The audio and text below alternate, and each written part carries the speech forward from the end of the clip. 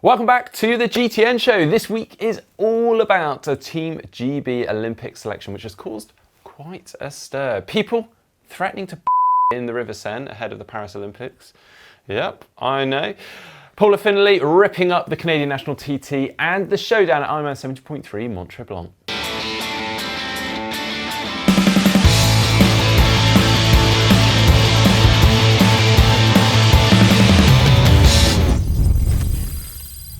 Okay, kicking off with some of the stuff I've spotted on social media this past week. So a quick run through. First off, the Paula Findlay show. I mean, she has had an absolutely phenomenal week. First off, she raced the Canadian national TT and actually won it for the third time running. So she won by over 20 seconds in a time of 39.24 over a 28-kilometer TT.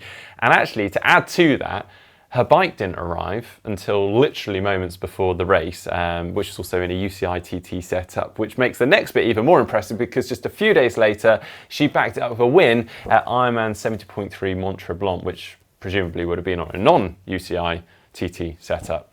Very impressive. Anyway, we'll get on to results of Mont-Tremblant very shortly. I wanted to chat about this post as well. And we've been discussing this in the GTN team a little bit. So Bradley Weiss has posted up this, contemplating my next move. Ironman Victoria is the next goal on the calendar. Kona qualification and another opportunity at the Ironman Pro Series. Glad to be going back to a distance more suited to my strengths. Now, to give this some context, Bradley Weiss is contracted for the PTO T100 series.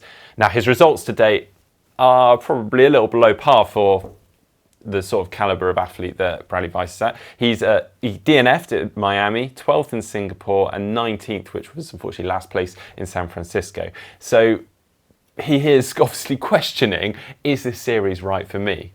He has taken the contract and the money that would come with that, but clearly is thinking, do I need to pivot to Ironman, which clearly suits me better? And I wonder whether there are other athletes doing the same, sort of going partway into the season now, considering their next move like Bradley Weiss is doing. I mean, we've seen Lucy Charles-Barkley.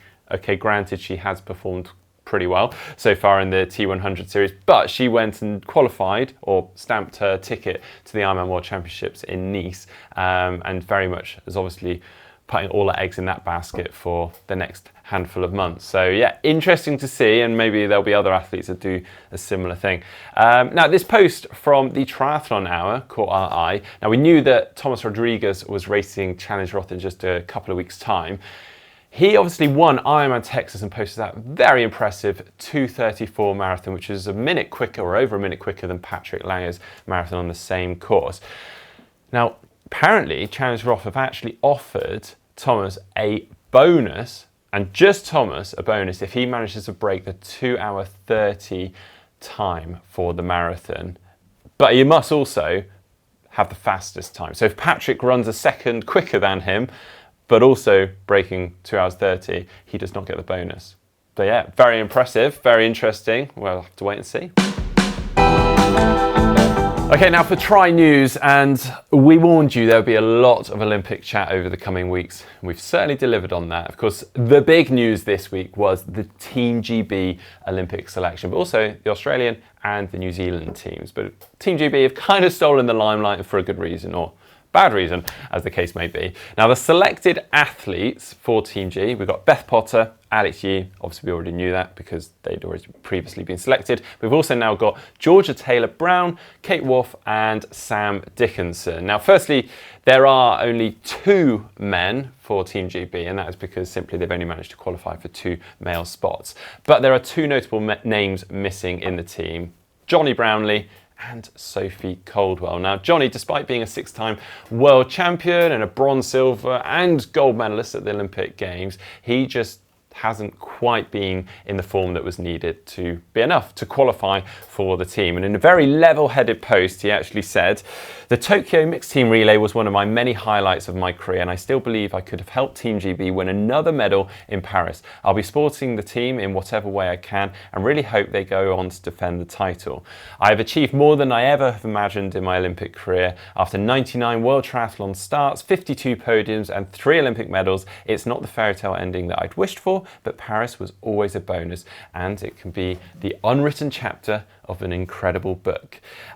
Meanwhile, things obviously haven't been quite so straightforward for Sophie Caldwell. And again, probably easier or better for me just to read her post here. So a number of days ago, she posted, or last week she posted, my thoughts on the Olympic selection. Firstly, I want to say congratulations to everyone who's qualified for the Games. I wish you the best of luck for the summer, but for me, I'm disappointed, I'm sad, but above all, I'm angry at my federation. After the original selection was made, it became clear that I needed to appeal, so the help of the closest to me and my lawyers, the appeal was submitted.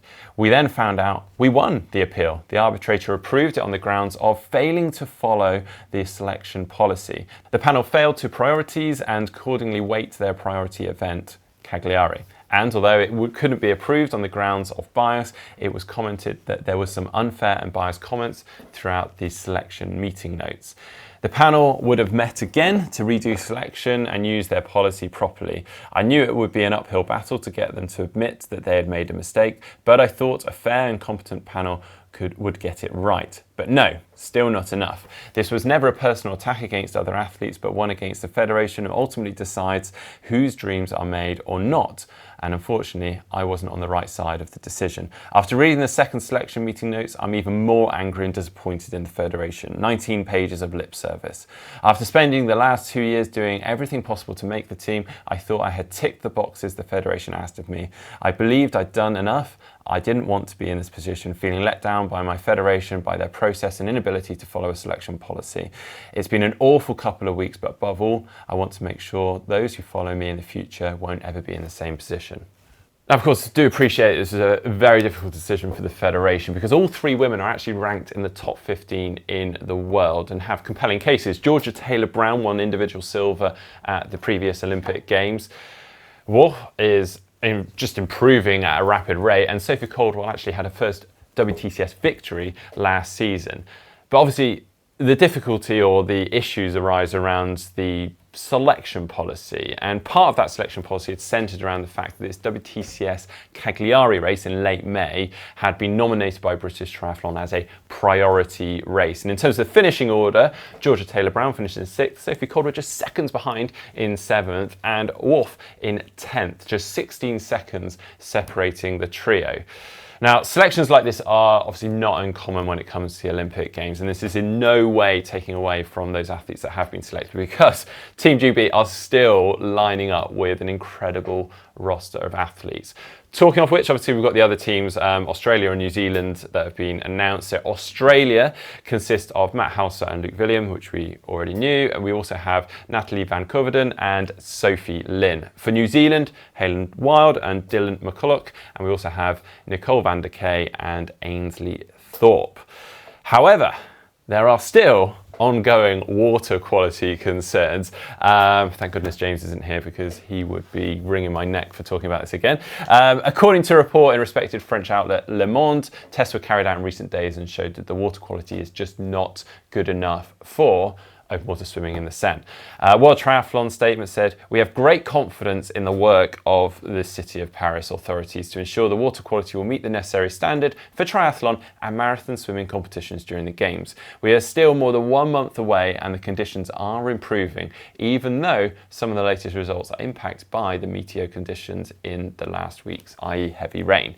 But maybe they were not expecting Parisians to do this. Now, a website has appeared in the last couple of weeks using the viral hashtag Je chie dans la Seine le 23 juin, which translates to I in the Seine on the 23rd of June, which just so happens to be the day that Anne Hidalgo had announced that she would be taking a dip and bathing in the Seine to presumably prove that the water quality had improved. The website goes on to say, because after putting us in shit, it's up to them to bathe in our shit. It also features a very fancy little calculator that allows users to input how far maybe they live along the Seine or out of Paris and where they would poo in the Seine, and how long it would take for that poo to arrive in central Paris on the 23rd of June. Obviously, apparently it started as a joke, I think by an IT consultant or something, but has gained a lot of traction and support, and partly because this water quality cleanup has cost the local authorities in excess of 1.4 billion euros, and clearly still hasn't quite done enough.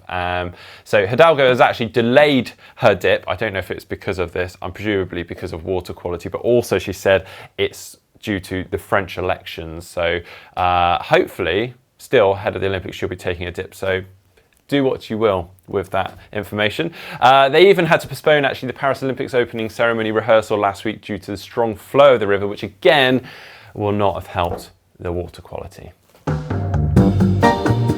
Well, now for what the tech, Fizik have launched a new system called 1-to-1, which is a custom 3D printing saddle service. Now, the way in which you can get hold of one of these is head into your local Fizik dealer that uses and has stocked this 1-to-1 system. You'll take your bike in, you'll pop it onto a Wahoo roller system. They'll then pop a Jibirmized pressure mapping saddle cover onto your current saddle. You'll ride on it, it will collect the data, suggest a Fizik saddle for you, then pop that saddle on, again then do pressure mapping, and from there it will collect all that data and spit that out into creating a saddle for you. And obviously they'll change the density, they'll change the softness, the firmness in certain parts of the saddle, all to suit you. Pretty cool, a custom saddle for the masses. They'll be available in two options. We've got the Key & Rails, which is the slightly heavier model, that's £459, and then with the R1 carbon rails, they'll be at £499. And now for the race news. The big race this weekend was Ironman 70.3 Mont-Tremblant, which was an Ironman Pro Series event, and the conditions were less than ideal for this. The rain absolutely poured and visibility was really not great. So much so they actually had to reduce the swim from 1900 metres to 1200 metres. But in the women's race, it was Ellie Salthouse that led the swim out, along with Paula Finley and a few others. We had Grace Steck and Sarah True about 10 seconds back, and then around 37 seconds back, we had the fast runner Tamara Jewett. However, they were no match for Finley, hot off her Canadian national TT win. She just powered away and built a lead of over 2 minutes coming into T2. She powered away on the run and just finished strongly to take the win. But Ellie Salthouse was under pressure from a very fast-moving Tamara Jewett, who actually managed to clinch second in the final couple of kilometres, with Ellie Salthouse finally settling for third.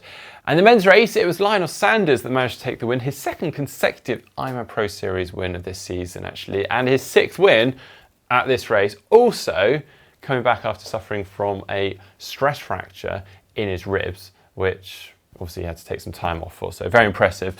Sanders actually came out the swim in 17th, 1:11 down on the leaders, and it didn't take him long to obviously power through the field. I think by 33 kilometres he was into the top 5, and by halfway he was with the leaders. And in the closing stages, that lead group actually managed to drop Ben Canute. Matthew Marquardt and Justin Reel led out of T2, and Sanders very quickly passed them to take the lead. He ran away, posting a 1:13 to take the win. Over 2 minutes ahead of Ben Canute, who just pipped Marquardt. Now, in terms of the Ironman Pro standings, Jackson Laundrie and Colin Sook are now up into the top 3. Marquardt had taken a big jump up into the top 10, and similarly, Ellie Salthouse on the women's side.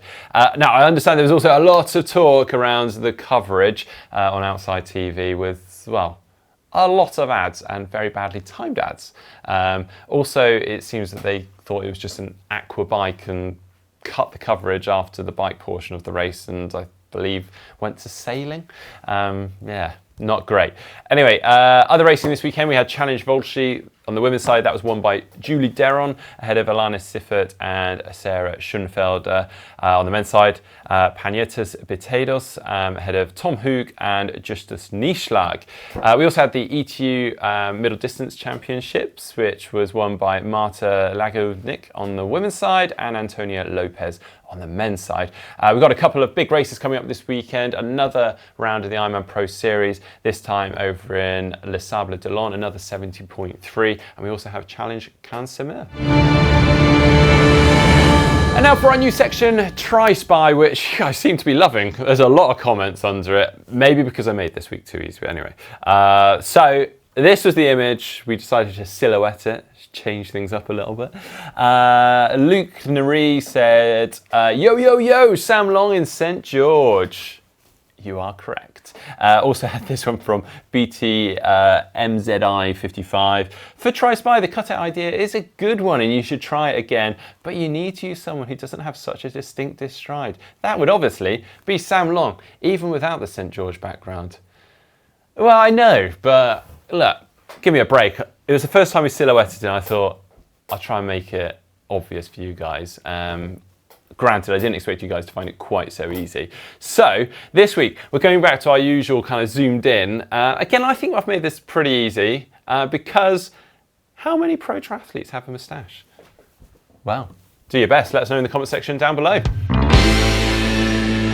Say what? Okay, few comments to read out from this past week. JLaw6344. Mark and James movie/show reviews would be a great channel. Well, we're glad you enjoyed our little movie review last week. That was in reference to the Under Paris movie. I don't know if you can call it a movie. It's on Netflix at the moment. The reason we were talking about it is because, well, it's all based around the Seine and great white sharks that have got into the Seine and sort of mutated. And, well, there's a triathlon on. That's it. So you don't really need to watch it, and it's probably best you don't, but I imagine now I'm talking about it, you all are going to. Anyway, enjoy. Another comment from Iglan. The topic quickly moved from bad habits in training to swim etiquette. Tell us, Mark, what happened recently in the pool. This is under our swim bad habits video recently. How long have you got? Yeah, it was rough. No, I'm not going to go into it.